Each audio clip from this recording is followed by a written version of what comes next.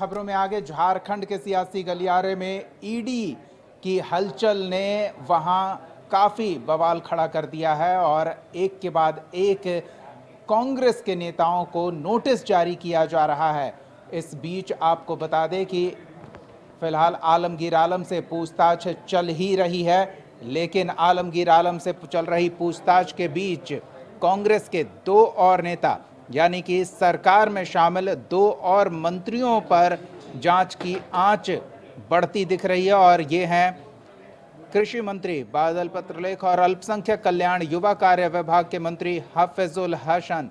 हालांकि इस मुद्दे को लेकर निशिकांत दुबे ने प्रतिक्रिया दी है और निशाना साधा है। साथ ही निशिकांत दुबे ने यह भी आरोप लगाया है कि हेमंत सोरेन जेल से मोबाइल पर बात कर रहे हैं और इंडिया अलायंस के नेताओं के प्रचार अभियान को लेकर क्या कहा है, सुनिए जरा।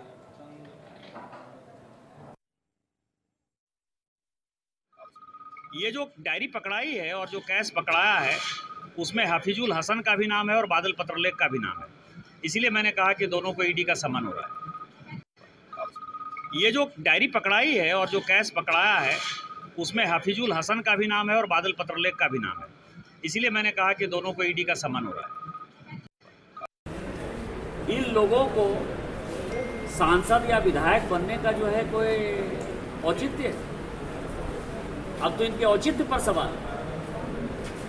कितनी घटिया हरकत करने के बाद जनता के बीच में ये कैसे जा पा रहे हैं? ये मोदी जी की सरकार है और कल सुप्रीम कोर्ट ने जो कुछ भी कहा,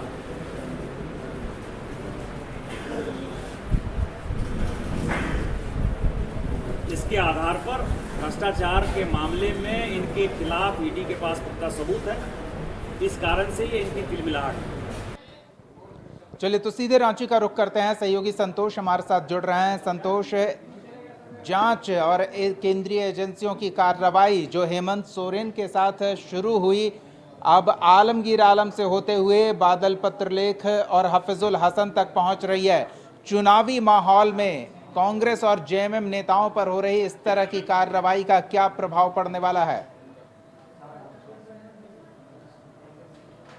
देखिए, लगातार जो ईडी का कार्रवाई जारी है, पहले हेमंत सोरेन, फिर मंत्री आलमगीर आलम और फिर बादल पत्रलेख और एक मंत्री हसन साहब को ईडी ने सम्मन किया है। 25 तारीख को बुलाया है। इसको लेकर झारखंड में राजनीतिक बयानबाजी जारी है। एक और जहां बीजेपी सांसद निशिकांत दुबे ने उन्होंने कहा कि एक ईडी को डायरी हाथ लगा है, उसमें कमीशन का लेन देन का जिक्र किया गया है, इस मामले में ईडी सम्मन की है। वहीं दूसरी ओर कांग्रेस प्रवक्ता राकेश सिन्हा ने कहा कि जब बीजेपी चुनाव हारती है तो इस तरह के एजेंडा चलाती है और बीजेपी को विपक्ष के लोग को परेशान करती है। तो कहीं न कहीं एक ओर जहां ईडी की कार्रवाई जारी है, दूसरी ओर विपक्ष और आरोप और प्रत्यारोप का दौर भी जारी है। जी दीपक, बहुत बहुत धन्यवाद संतोष इस तमाम बातचीत और जानकारी के लिए। तो आरोप प्रत्यारोप का दौर तेज हो गया है। स्वाभाविक तौर पर